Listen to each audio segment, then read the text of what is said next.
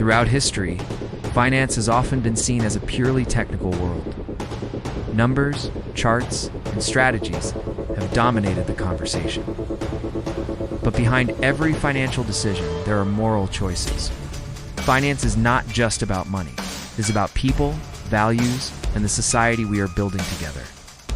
To understand where we are today, we need to look back and trace the evolution of ethics in finance. The story is long, full of lessons, scandals, and progress, and it shows us how humanity has constantly tried to balance profit with principles. In ancient times, finance was already linked to moral questions. In Mesopotamia and ancient Greece, lending money with interest was a controversial practice. Philosophers such as Aristotle condemned usury, believing that money should serve human needs and not be used to exploit others. In religious traditions, too, we find strong positions on financial ethics. In Christianity, Judaism, and Islam, usury was often prohibited or strictly regulated. The moral principle was clear: finance should serve life, not take advantage of it. As societies grew more complex, financial systems evolved. The Middle Ages saw the birth of the first banks, particularly in Italy, with institutions like the Medici Bank in Florence. These banks did more than lend money. They financed trade, art, and even governments. But with this power came temptations. Already in those times, people asked, how should bankers behave? What rules should govern their actions? Some institutions tried to apply ethical codes, but others pursued profit at any cost, often causing suffering among the most vulnerable. The modern era brought even greater challenges.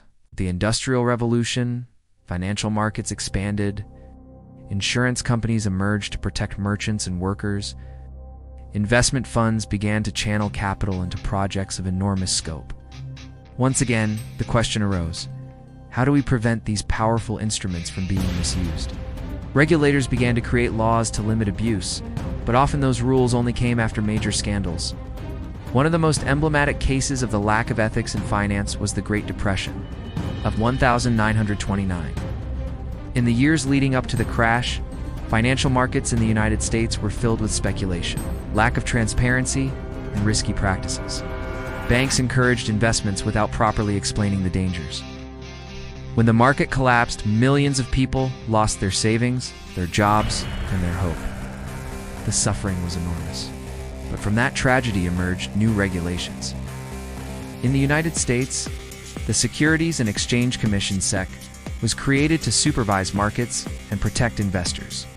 The lesson was clear: without ethics and control, finance can destroy lives. The post-war years brought relative stability, but temptations never disappeared. In the 1980s, deregulation and the rise of financial innovation opened the door to new excesses. The savings and loan crisis in the United States showed how mismanagement and greed could devastate entire communities. Once again, reforms were implemented, but not before millions were affected. And then came the 2008 financial crisis, one of the darkest moments in recent memory. For years, banks had promoted mortgage loans to families who could not afford them. These loans were then packaged into complex financial products that few truly understood. Rating agencies gave these products high scores, and investors around the world bought them, trusting the system.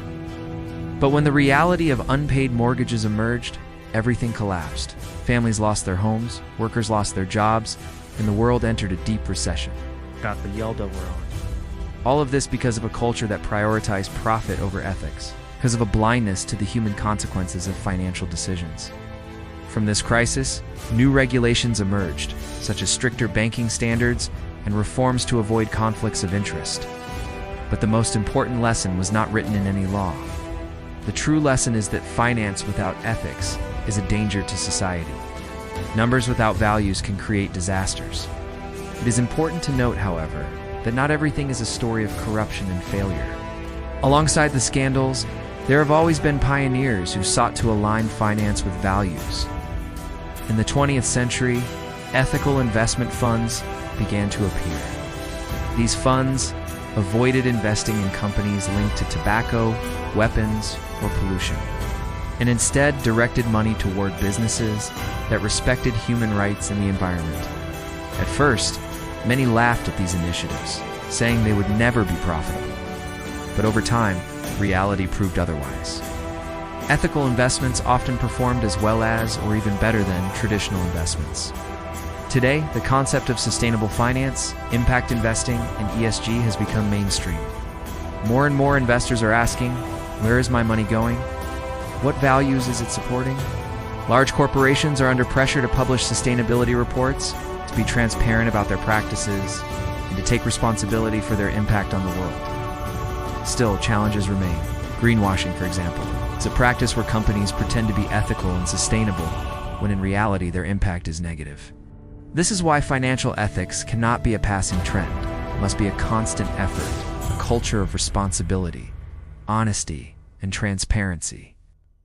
Looking back, what lessons can we learn from this history? First, that ethics cannot be optional. Every time we left values aside, the result was disaster. Second, that regulation is necessary, but it is not enough. Laws can prevent certain abuses. But true change happens when individuals and companies embrace ethical principles from within. And third, that finance, when guided by values, has the power to transform the world. It can lift people out of poverty, fund innovation that saves lives, and protect the planet for future generations. The evolution of ethics in finance is really the story of humanity itself. Our struggle to balance ambition with responsibility, power with justice, profit with purpose. And that story is not over. Every decision we make, whether as investors, consumers, or citizens, is a new chapter. The next time you think about money, remember, it is not just paper, numbers, or profits. It is a tool that can either destroy or build.